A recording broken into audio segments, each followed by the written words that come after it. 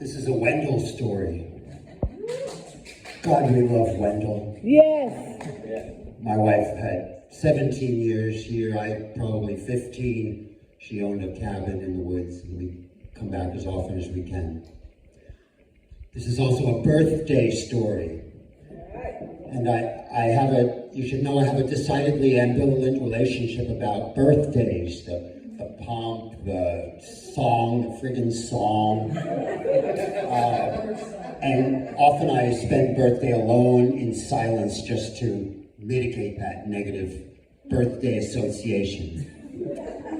But on the same token, I also have this long and remarkable history of epiphanous moments, strange encounters, unlikely occurrences that have happened on my birthday. So much so that it stretches my atheist sensibilities to the max. For instance, when I was 15, turning 16, on my 16th birthday, I'm bicycling across America with AYH, a group of young people and a couple of leaders, and I, by accident, run into my parents on the open road of Idaho. And that actually happened 3 times, which is totally boggles the imagination. And my best friend in college turned out to have the same birthday as me. These are things that, how could that be? But it just is. So it's 1987. I'm living down the road here, a righteous hippie life in Wendell, living in a teepee with my golden retriever, paying 0 rent and living the happy Wendell life. And I'm turning 30. It's August 16th, 1987, and I'm turning 30. And I think to myself, well, I've done some good things. I've worked with young people in need, and I've traveled to Central America and kicked a hacky sack for peace. We should have a party. But the problem was that my ambivalence around birthdays leaked out into my invitations. So people were like, is he having a party? Is it this Sunday? Is it down at the river? At the teepee? I don't know. So exactly 2 people showed up to my party down in the meadow on Stone Road here. My brother and my sister. And I felt embarrassed, humiliated, and a little bit pissed off. Now, August 16, 1987 was another momentous date. It was the Harmonic Convergence. But I'm not that kind of hippie. I don't really go for the astrological end of things, and my spirituality is really rooted in the garden, not in some planetary changes. So nobody showed up to my birthday party. And I had cooked, back in those days, I was a one-horse pony. I was a one-trick pony. Thank you. One trick.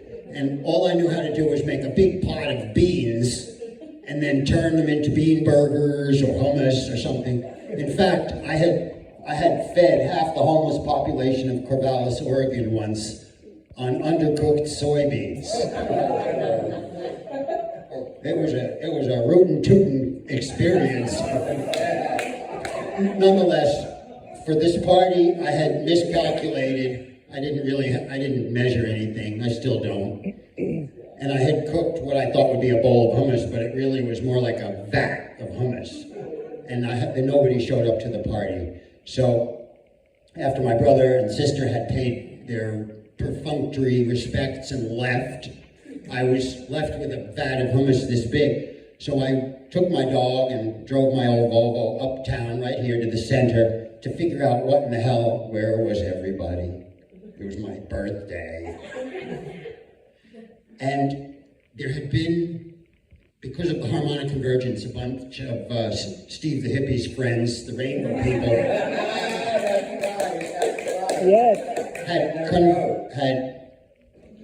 converged, thank you, converged right here, and they were camping right on the common. There were even serious rumors about baby sacrifice and witchcraft. They were having a council, that's all.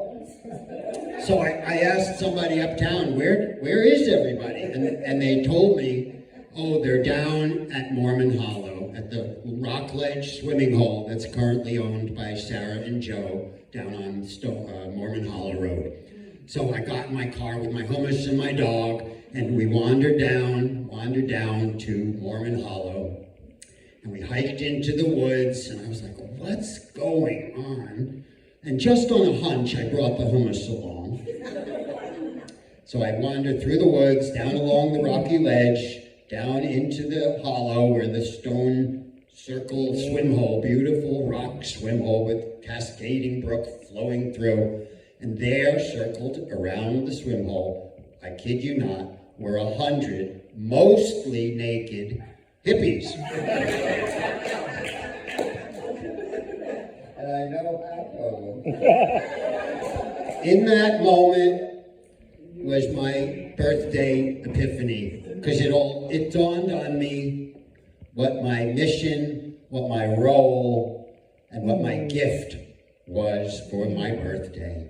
So I took off my clothes and I wandered through the circle serving, and I had a case of, not a box, a case of stoned wheat thins, of course.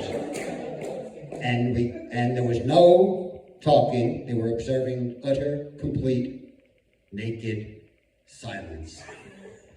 And I got to serve my hummus once around the circle, second time around the circle, until every drop was wiped clean, and I could rest, and I turn 30 and be happy. Thank you.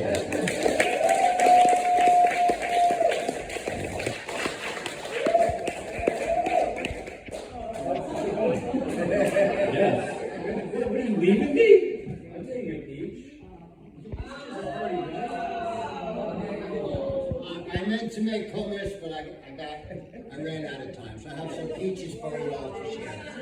I'll put it in.